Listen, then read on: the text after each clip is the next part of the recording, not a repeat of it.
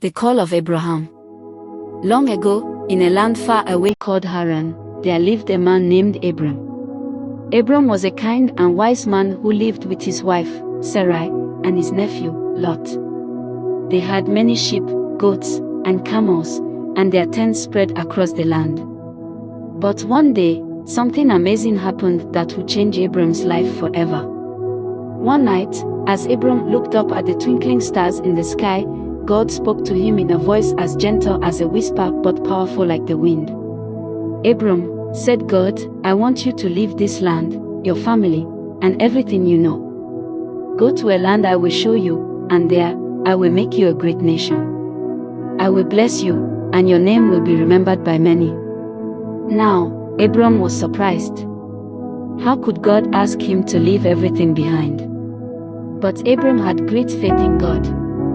He knew that God had a special plan for him. So, early the next morning, Abram packed up all his belongings, gathered his family, and set out on a great journey, not knowing exactly where they were going but trusting God every step of the way. The journey was long and difficult. The sun was hot, and the days were tiring. They traveled through deserts, over hills, and through valleys. But Abram never complained. Whenever he felt tired, he would remind himself of God's promise. Sarai and Lot trusted Abram, and they too had faith that God would lead them to a wonderful land. One day, they arrived in a beautiful place called Canaan. It was a land filled with green pastures, tall trees, and rivers that sparkled in the sunlight. Abram could hardly believe his eyes.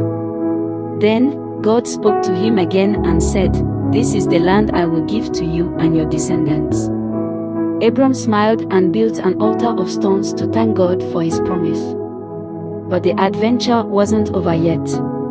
A great famine came to Canaan, and there wasn't enough food for Abram and his family. So, they had to journey once more, this time to Egypt. Abram was worried about what might happen there, so he asked Sarai to pretend she was his sister because he was afraid the Egyptians might harm him because of her beauty. When they arrived in Egypt, Pharaoh, the king, heard about Sarai's beauty and took her to live in his palace. But God had a plan. He sent troubles to Pharaoh's house until Pharaoh realized that Sarai was Abram's wife. Pharaoh called Abram and said, "Why didn't you tell me Sarai was your wife? Take her and go in peace." And so, Abram and Sarai returned to Canaan, safe and blessed. When they returned, Abram looked around at the land of Canaan once more. He knew that God had kept his promise, and even though there were challenges, Abram trusted that God would always be with him. And so, Abram, Sarai, and Lot continued their journey in faith, knowing that their story was only the beginning of something much bigger. Abram would later become known as Abraham, the father of many nations, and his faith in God would be remembered for generations to come.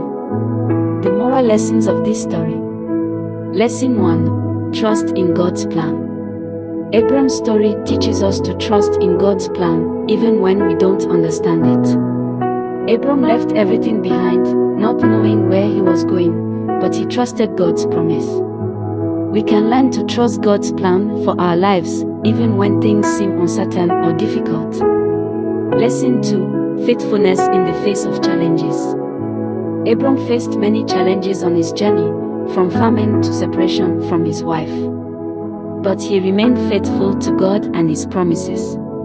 We can learn to be faithful and patient in the face of challenges, knowing that God is with us and will guide us through. Lesson 3. Honesty and integrity are important. Abram's decision to ask Sarai to pretend to be his sister in Egypt got him into trouble. This teaches us the importance of honesty and integrity in our relationships and interactions with others. We should always strive to be truthful and authentic, even in difficult situations.